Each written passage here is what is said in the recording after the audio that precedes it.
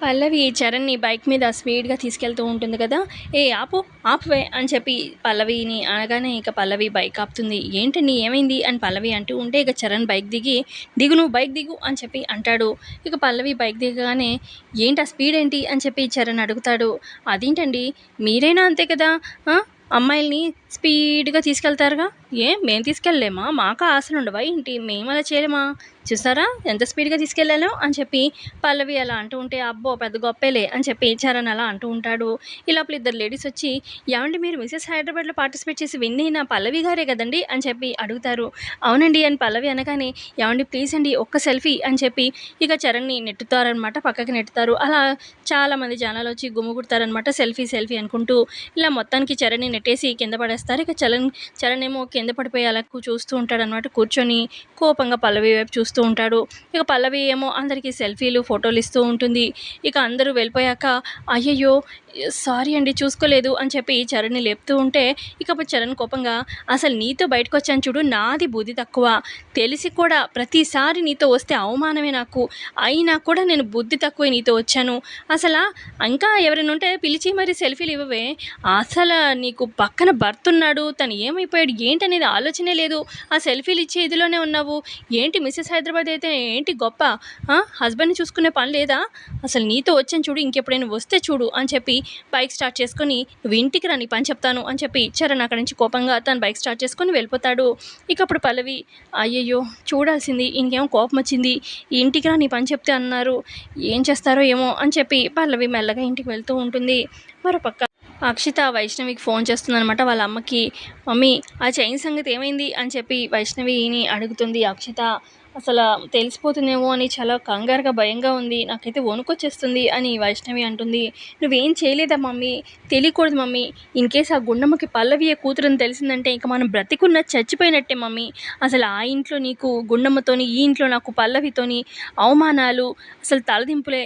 అసలు మనకంటూ ఏ ప్రయారిటీ లేకుండా అయిపోతుంది. వాళ్ళిద్దరు కనుక ఒక్కటయ్యారంటే లేదు మమ్మీ ఆ ఛాన్సే లేదు. వాళ్ళిద్దరూ ఎప్పటికీ తల్లి కూతుర్లని వాళ్ళకి ఎప్పటికీ తెలియకూడదు మమ్మీ.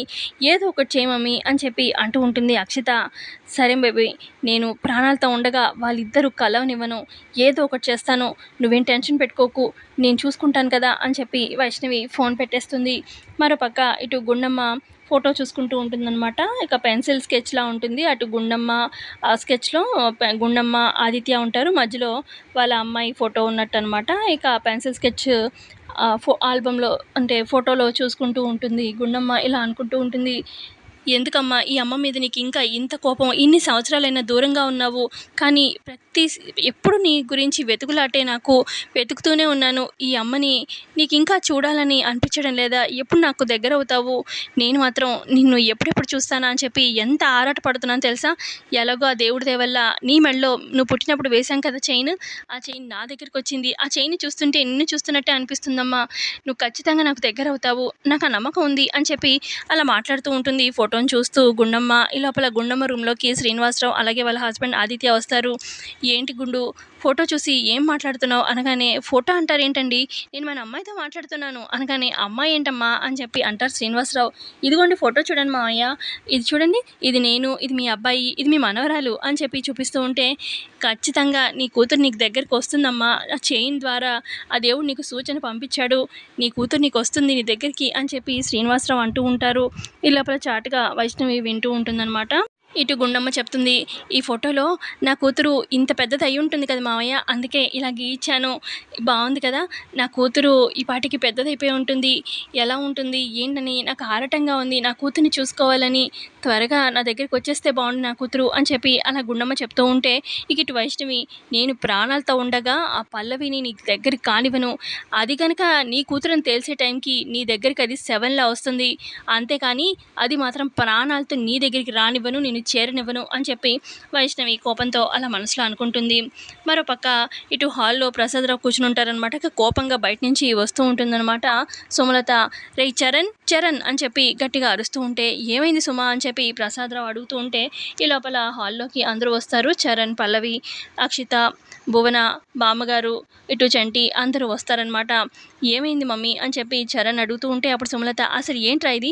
ఫోన్‌లో చూడు, ఈ వీడియో చూడు" అని చెప్పి చూపిస్తూ ఉంటుంది ఫోన్‌లో.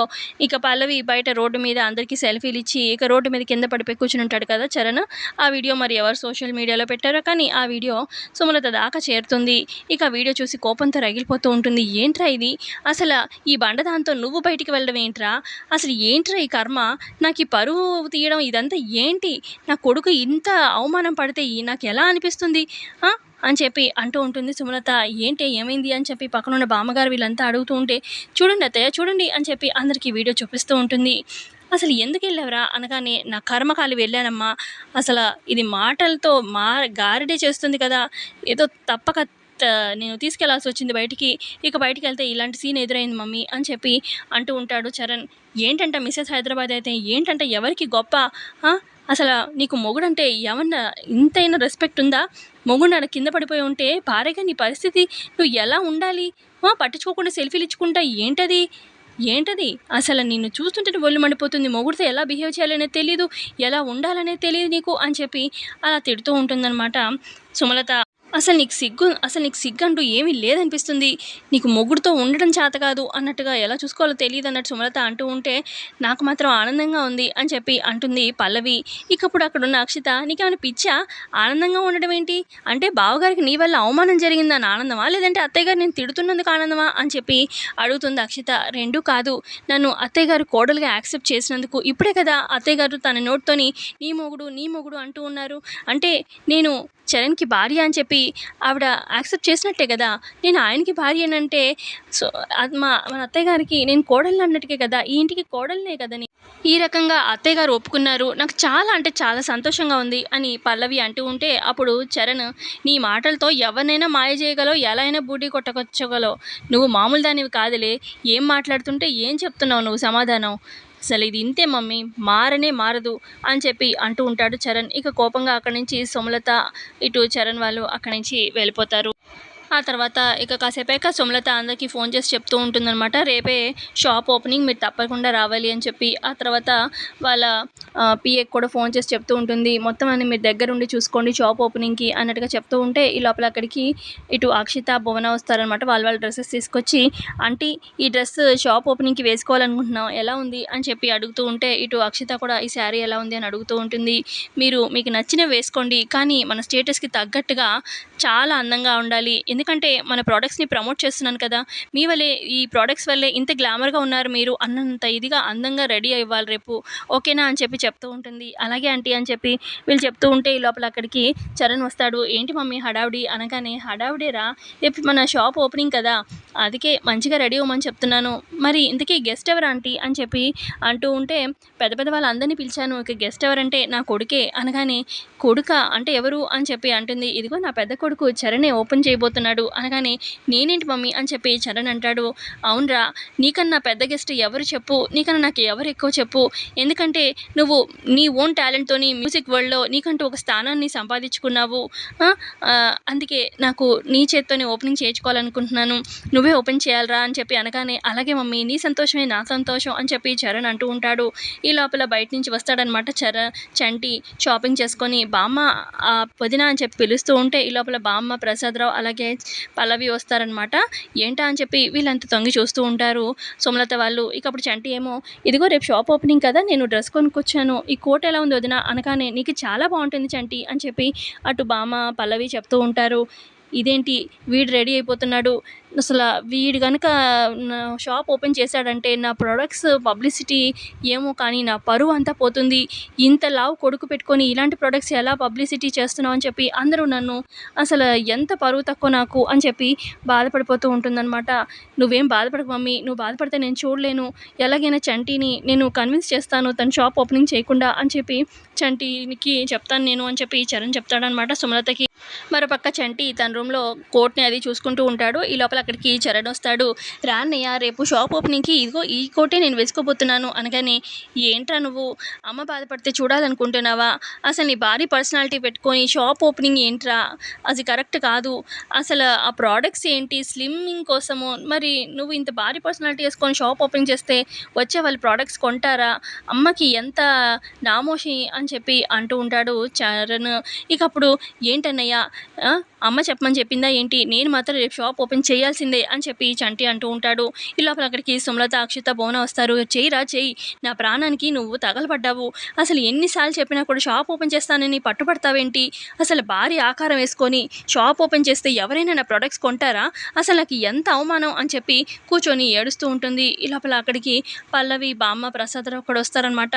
అసలు ఏంటి, ఏమైందండి అని చెప్పి పల్లవి అడుగుతూ ఉంటే ఇక అప్పుడు చరణ్ అంటాడు, ఇదిగో ఇదంతా నీ వల్లే పల్లవి అనగానే నేనేం చేశానండి అని చెప్పి అంటుంది పల్లవి. నువ్వు కాకపోతే ఎవరు చేసింది? మిసెస్ హైదరాబాద్ కాంపిటీషన్లో గెలిచావు, తప్పులేదు, ఓకే బాగానే ఉంది. కానీ నువ్వు గెలవడం వల్ల ఇదిగో ఇప్పుడు ఈ చంటి నేను షాప్ ఓపెన్ చేస్తాను అంటున్నాడు. నువ్వు నీ గెలుపు వాడు గెలుపులా తీసుకుంటున్నాడు. షాప్ ఓపెన్ చేస్తే అసలు మా అమ్మ పరువు నిలబడుతుందా? మా అమ్మ చూడు ఎంత బాధపడుతుందో కనిపించట్లేదా నీకు? ప్రోడక్ట్స్ దేనికోసం? స్లిమ్మింగ్ కోసం అన్నప్పుడు ఓపెన్ చేసే వాళ్ళు ఎలా ఉండాలి? నీట్ టిప్ టాప్గా మంచి పర్సనాలిటీ ఫిట్గా ఉండాలి. మరి ఇలాంటి భారీ ఆకారాలు వేసుకొని షాప్ ఓపెన్ చేస్తే ఎవరైనా ప్రొడక్ట్స్ కొంటారా? అది ఫ్లాప్ అయిపోద్ది కదా బిజినెస్. అర్థం చేసుకోరేంటి? అంతా నీ వల్లే కానీ అని చెప్పి అంటూ ఉంటాడు చరణ్. ఇక అప్పుడు చంటి ఎవరేమైనా అనుకొని మా వదిన గెలిచింది నా కోసమే, మా వదిన గెలిచింది కాబట్టి నేను గెలిచినట్టే, కాబట్టి నేను షాప్ ఓపెన్ చేయడమే, నేనే చేస్తాను. ఈ పెద్దవాడు కావాలని చెప్పి ఇలా చేస్తుంది, అమ్మ కావాలని ఇదంతా అంత యాక్షనే అని చెప్పి అంటూ ఉంటాడు చంటి. అదేంటి అమ్మని పట్టుకోవాలి అలా అంటావు అని చెప్పి చరణ్ అంటాడు. నీకు తెలియదు అమ్మ యాక్షన్ చేస్తుంది అని చెప్పి అంటాడు చంటి.